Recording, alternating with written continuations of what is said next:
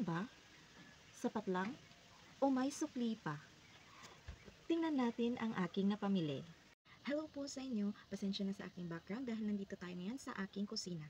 At dahil sa very controversial ang statement ng NEDA tungkol sa food budget ng isang tao na kung saan sinasabing kung ang budget mo sa pagkain ay isang araw ay 64 pesos, di ka matatawag na food poor. Pero kung napanood nyo ang aking 700 peso challenge, which is a failed one, dahil di talaga nagkasya. Susubukan natin itong challenge na ito ngayon.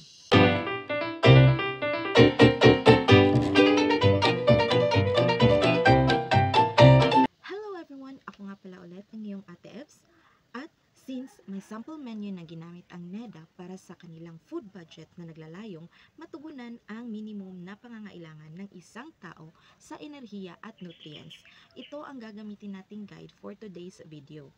Halimbawa ng menu ay para sa NCR, which is kung ikukumpara mo dito sa Bukidnon o sa mga probinsya, talagang binibili lahat ng pagkain doon sa syudad. So ito ang kanilang menu. Almusal, sinangag, kape na may gatas at itlog. Sa tanghalian, boiled munggo na may dilis at malunggay, saging at kanin. Sa hapunan naman, pritong tulingan o isda, kanin at nilutong kangkong. Pero meron ding ako nakitang isang guide na ang nilalagay nila doon is yung sari-saring gulay. Yun na lang ang ating ipanghahapunan. Maraming mga tao ang nagsasabing di sapat ang 64 pesos na budget para sa 3 beses na pagkain sa isang araw. Ayon sa kanila, mahirap makabili ng masustansyang pagkain sa halagang ito. Pero sinabi ng NEDA na ang 64 na budget ay batay sa average na presyo ng pagkain sa buong bansa. Sinabi rin nila na ang menu na ito ay sapat para matugunan ang minimum na pangangailangan ng isang tao. So dahil nga medyo against tayo dito, try natin na mamalengke if kasya ba talaga. At sabi ko nga sa last content ko na since ang 64 pesos ay budget pang isang tao lang, so ang gagawin natin ngayon dahil 3 lang kami sa bahay, ang 64 pesos na budget ay ita times 3 natin, which is magiging 192 pesos. Ang budget natin per day. Dahil kayo naman lahat ang kakain sa lulutuin mo, di ba? Kaya for today's ganap natin, bibili tayo ng nasa checklist ng NEDA. Ito ang kanilang sample menu para sa agahan, tanghalian, hapunan at maging merienda. Bibili natin kahit mayroon pa tayo sa bahay, ha? Para talagang makita natin kung what if tayo or what if wala tayo niyan sa bahay. Lalo na sa mga nag-uumpisa pa lang sa kanilang buhay mag-asawa. Kakasya kaya? So let's start now!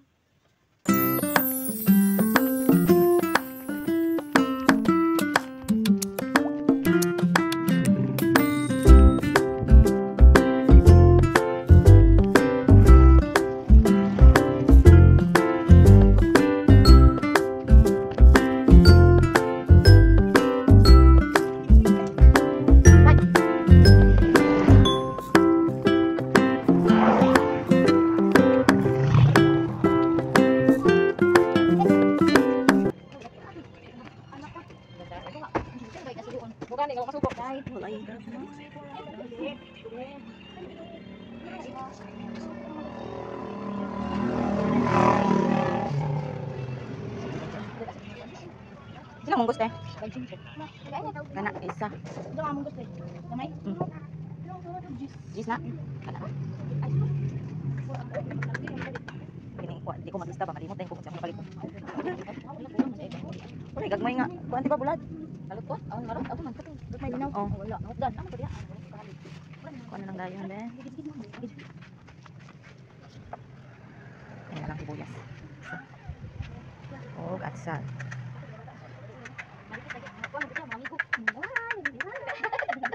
Pilang itlog? Tulo.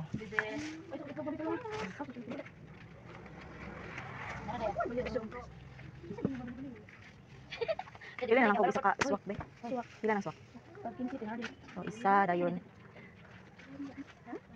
Kanang creamy white dayon. Isa gyap. Mauman. Kami salit eh?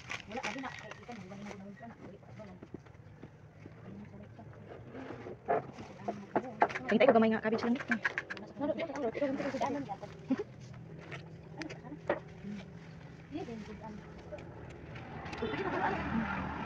man eh?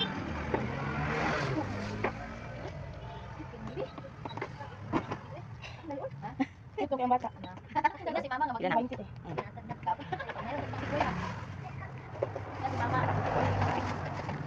Pila nang kuan? Kaning kape? Mainit eh. Kape ako nga. Dugangin na lang yung isa ka cheese. Pila tanan? 120. Naulo ka, Beng. Beng, naulo ka, Beng.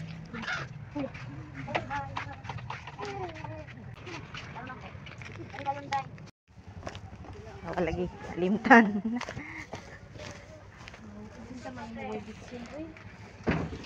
Majik sarap nit donga.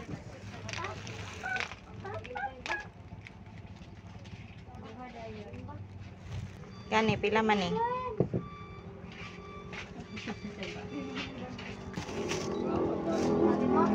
Jis, apil niya.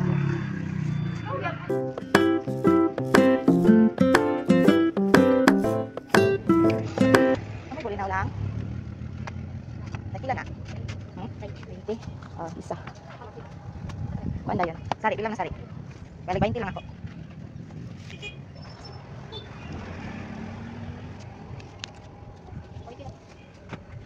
Ah.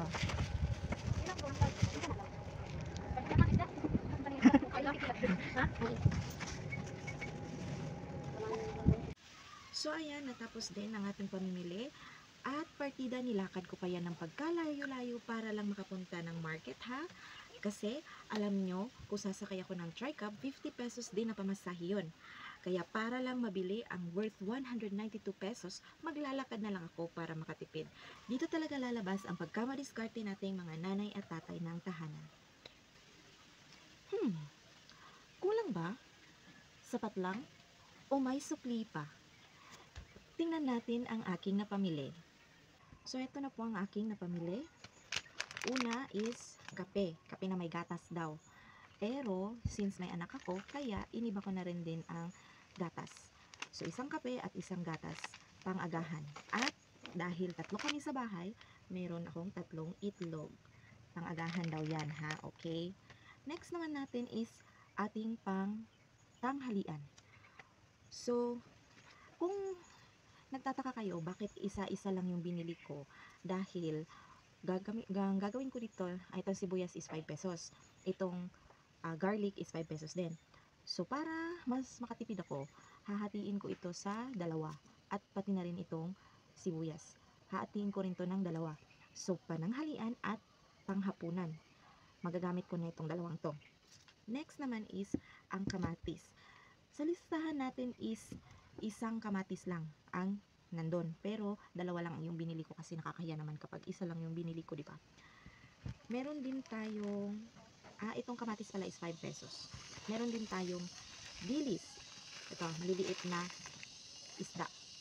Isdang tuyo. So, meron tayong dilis, 20 pesos. Meron din tayong munggo, 20 pesos din to, tig sa 10. Tapos, ayun, yun yung pangtanghalian natin. Next naman natin is panghapunan.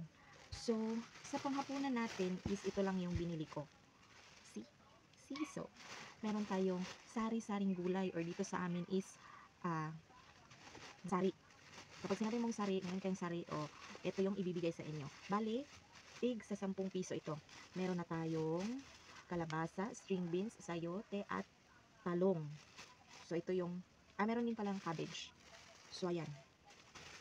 Yan ang ating panghapunan.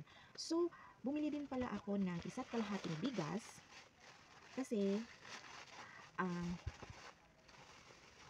every luto namin is 3 cups siya.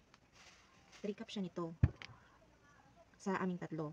So, nasa 120 ano ba to, ml?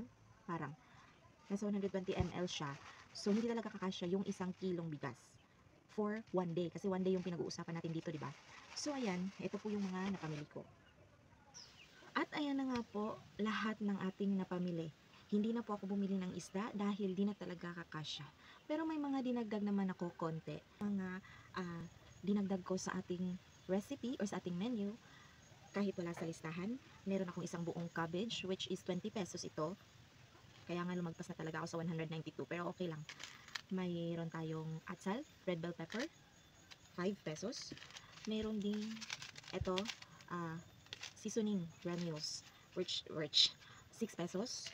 At meron din akong mantika which is 10 pesos. So given na kasi na meron tayong asin sa bahay, di ba? Hindi naman pwedeng mawalan tayo ng asin. Kaya given na to, hindi na to natin bibilhin para medyo makales din naman tayo. Oops, ano pa kaya aside sa isda ang di ko nabili? Ay, oo nga pala, may saging at malunggay sa listahan. Bakit kaya di ako bumili? Dahil nga nasa probinsya kami nakatira, ay medyo kompleto pa rin ang aking listahan. Kasi, meron akong libreng saging. At, kaya hindi ko nalilista yung malunggay dahil may malunggay dito sa tabi namin. Ayan, kaya considered as libre na siya. O diba, talagang kulang na kulang. Binudget ko na nga yan ng maramihan para magkasya, kaso hindi pa rin eh. Kulang ang 192 pesos per day sa 3 tao. Bigas na bigas pa nga lang, 60 pesos na. So dahil isa kalahating kilo ang binili ko, nasa 90 pesos na yan. So comment niyo po sa baba kung sa tingin nyo tama ako or mali na kulang yung 192 pesos sa 3 tao. So ito nga pala ang ating total na napamili. So ang total natin lahat-lahat ay 250 pesos. So nag-negative ako ng 58 pesos. Joke lang. And that's all for today guys. Please do subscribe sa ating channel for more discarded tips para sa ating mga nanay at tatay ng tahanan. See you next time guys and bye!